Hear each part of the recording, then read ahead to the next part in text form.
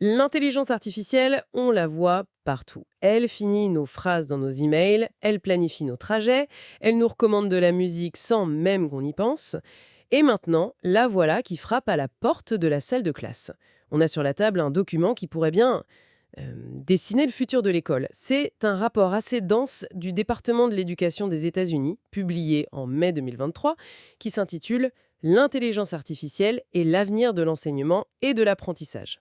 Notre mission aujourd'hui, c'est de plonger dedans, d'en ressortir les pépites, les vraies bonnes idées.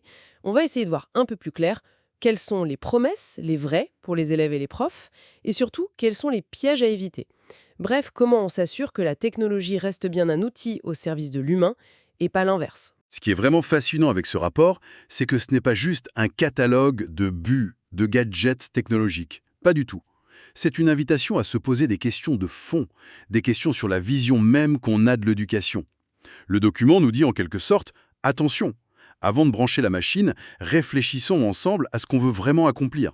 D'accord. Alors commençons par le début. Pour bien réfléchir, il faut savoir de quoi on parle. Comment le rapport définit cette fameuse IA dans le contexte de l'école? On a l'impression que le terme est un peu un fourre-tout. C'est exactement ça. Et le rapport propose une définition très simple, juste pour partir sur de bonnes bases. L'IA, c'est l'automatisation basée sur les associations. En gros, la machine apprend à repérer des schémas, des patterns comme on dit, dans d'énormes quantités de données. Et ce qui change tout par rapport aux technologies qu'on connaissait avant, c'est que l'IA ne se contente plus de stocker de l'info ou de proposer des liens. Elle peut commencer à apprendre, ou en tout cas à suggérer des décisions pédagogiques. D'accord. Automatisation basée sur les associations. Ça reste un peu abstrait pour moi. Tout à fait. C'est pour ça que le rapport propose 3 manières de se la représenter. 3 perspectives pour mieux saisir les enjeux. La première, c'est celle qu'on a tous en tête, celle qui vient de la science-fiction. Ah oui. C'est le raisonnement de type humain. HAL 9000 dans 2001, l'Odyssée de l'espace. L'ordinateur qui pense, qui a une conscience. Exactement. C'est une image très puissante. Mais le rapport nous dit tout de suite qu'elle est profondément trompeuse.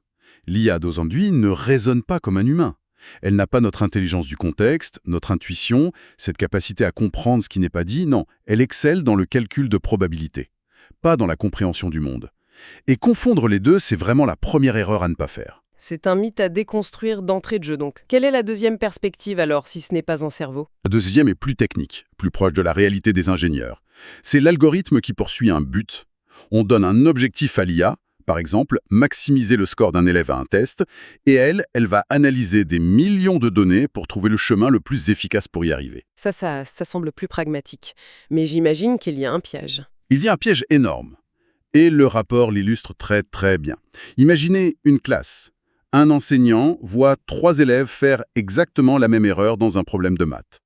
L'algorithme, lui, qu'est-ce qu'il voit? Il voit 3 fois la même donnée. Erreur sur l'addition de fractions. Sa solution sera donc la même pour les 3. Proposer plus d'exercices sur ce sujet. Mais l'enseignant, lui, il sait. Il sait que le premier élève était juste distrait, le second n'a pas compris le concept de dénominateur commun, et le troisième souffre peut-être de dyscalculie. Les causes sont différentes. Et donc les solutions doivent être différentes. Évidemment, l'IA, elle, obsédée par son but, passe complètement à côté de cette complexité humaine. C'est une distinction qui est absolument cruciale. L'IA voit le symptôme, l'humain voit la cause. Et ça nous mène logiquement à la troisième perspective, qui, d'après ce que j'ai lu, est la plus prometteuse. Oui, c'est le concept d'augmentation de l'intelligence. C'est vraiment le cœur de la philosophie du rapport. L'idée n'est plus de remplacer l'humain, mais d'augmenter ses capacités. L'IA devient un partenaire, un outil puissant qui décuple notre propre intelligence. L'analogie qui vient à l'esprit, et que j'aime beaucoup, c'est celle du vélo électrique. Ah, j'adore cette image. C'est très parlant. Parce qu'on sent bien que si on arrête de pédaler, Le vélo s'arrête. exactement. L'IA ne fait pas le travail à notre place. Elle nous aide juste à monter la côte un peu plus facilement. C'est exactement ça. L'humain reste aux commandes. Il choisit la direction, il fournit l'effort principal. Mais la technologie lui donne un coup de pouce. Il garde le contrôle, mais il va plus loin, plus vite. Et c'est de cette vision que découle la recommandation centrale, le mantra de tout le rapport. Il faut impérativement garder l'humain dans la boucle. À chaque étape, la décision finale, le jugement, ça doit revenir à un être humain. Cette idée de vélo électrique est une super image. Si on la file, ça veut dire que l'élève aussi a un nouvel outil pour pédaler plus loin. Concrètement, ça se traduit comment dans sa manière d'apprendre au quotidien? La grande promesse, le mot qu'on entend partout, c'est l'adaptativité. L'idée de créer un parcours d'apprentissage sur mesure pour chaque élève, qui s'ajuste en temps réel à ses besoins. C'est un vieux rêve de la pédagogie, ça. Le rapport mentionne d'ailleurs des exemples qui ne datent pas d'hier, comme les systèmes de tutorat intelligents des années 80, qui donnaient des indices étape par étape. D'accord, mais avec l'IA d'aujourd'hui, on peut imaginer aller beaucoup, beaucoup plus loin. Beaucoup plus loin. Mais, et c'est un avertissement très fort du rapport, il faut se méfier d'une vision simpliste de cette adaptativité. Adapter, ça ne veut pas juste dire donner le bon exercice au bon moment. Pour que ce soit vraiment transformateur, le rapport identifie 4 changements de perspective. Le premier, c'est de passer d'une approche basée sur les déficits à une approche orientée vers les atouts. Attendez, ça c'est un changement de paradigme énorme pour l'éducation. Ça veut dire qu'au lieu de se focaliser sur ce que l'élève ne sait pas faire, l'IA devrait l'aider à construire à partir de ses points forts. C'est beaucoup plus valorisant. C'est une révolution philosophique. On ne répare plus l'élève, on construit avec lui. Le deuxième axe, c'est d'élargir le champ de la cognition individuelle pour enfin prendre en compte l'apprentissage social et collaboratif. L'apprentissage n'est pas une activité solitaire face à un écran. L'IA de demain doit pouvoir soutenir le travail de groupe, faciliter les interactions et non pas isoler. C'est un très bon point. On apprend aussi des autres, pas seulement de la machine. Le troisième point va dans le même sens. Il faut arrêter de concevoir des outils pour un élève standard ou neurotypique. Il est crucial de penser dès le départ à la neurodiversité et aux élèves avec des handicaps. L'outil doit s'adapter à tous et pas l'inverse. Et enfin, le quatrième axe. J'imagine qu'il concerne le type de travail qu'on demande aux élèves pour ne pas juste les rendre meilleurs à des exercices formatés. Vous avez tout compris. Le dernier axe, c'est de sortir des tâches fermées, un problème, une solution, pour soutenir des tâches ouvertes et créatives. L'IA devrait nous aider à évaluer un projet complexe, une démarche de recherche, une création artistique, et pas seulement à cocher des cases dans un QCM. Il faut encourager l'exploration, pas juste la résolution de problèmes prédéfinis. Tout ça dessine un paysage très stimulant pour les élèves. Mais, et les enseignants dans tout ça? Parce que le rapport est très clair là-dessus. L'IA ne les remplacera pas. L'idée, c'est plutôt de les aider. Et quand on voit certaines statistiques, on comprend pourquoi c'est urgent.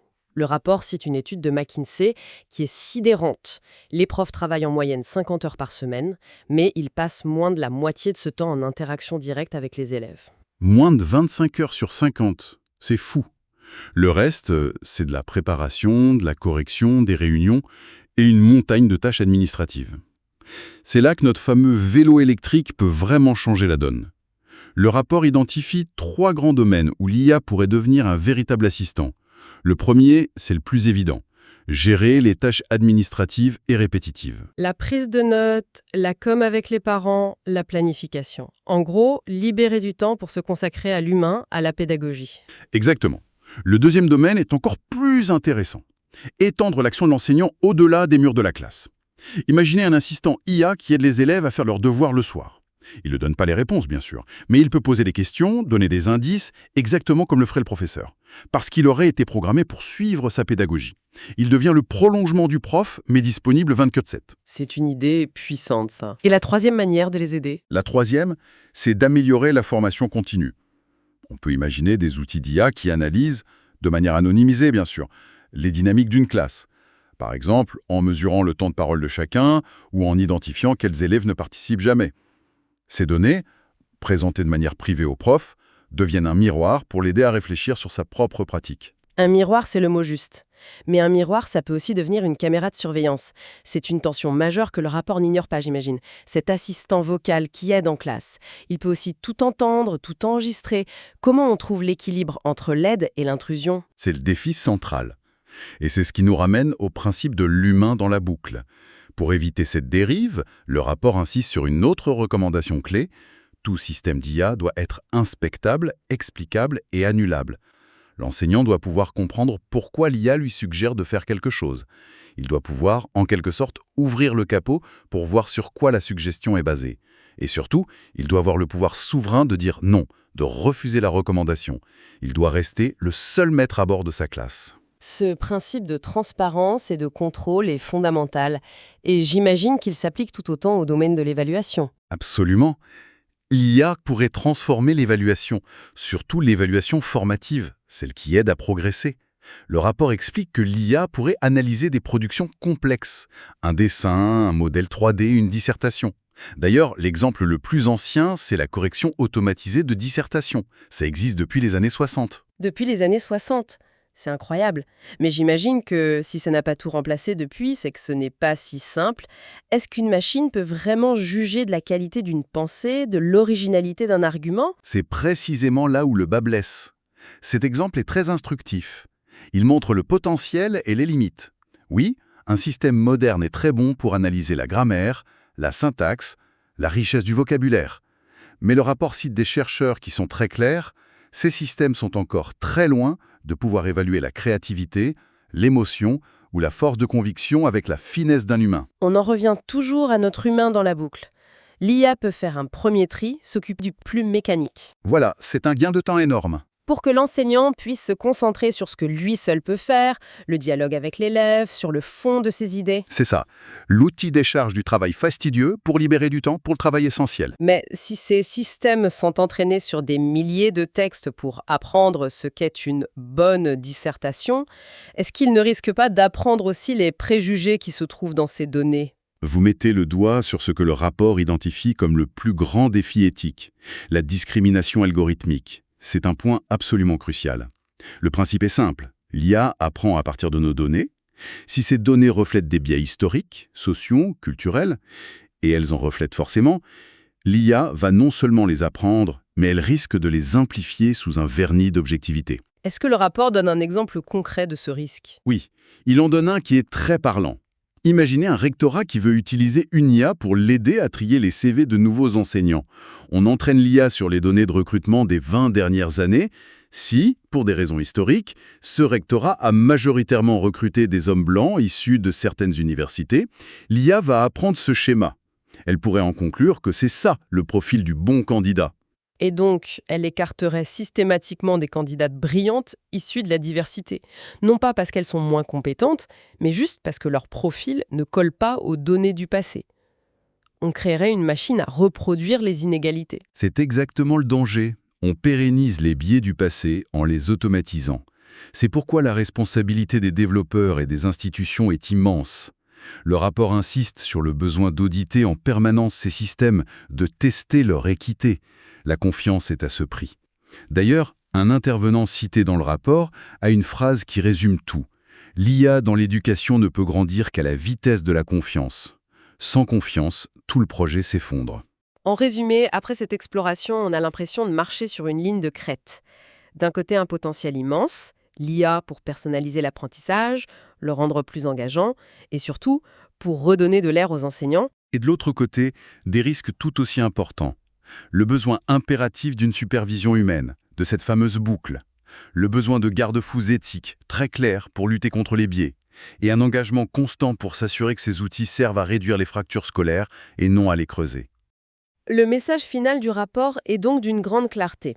Ce n'est ni un oui euphorique, ni un non technophobe. Non, c'est un oui, mais. Un oui, la technologie peut être un levier formidable, mais à la condition absolue qu'elle reste un moyen, un simple outil, au service d'une vision éducative profondément humaine. Elle ne doit jamais devenir une fin en soi. Les choix qu'on fait aujourd'hui sont des choix de société, en fait. Et en refermant ce rapport, une question reste en suspens, une question pour la suite. Le document se concentre beaucoup sur le rôle des éducateurs, des décideurs, mais qu'en est-il de l'élève en tout ça? Quelle est sa place? À l'heure où l'IA devient un partenaire d'apprentissage, comment est-ce que la compétence fondamentale d'apprendre à apprendre va évoluer? Et surtout, quel nouvel esprit critique les élèves devront-ils développer pour dialoguer avec des outils qui ne sont plus passifs, mais intelligents, et qui peuvent se tromper, halluciner ou être profondément biaisés? C'est peut-être ça le plus grand défi éducatif de demain.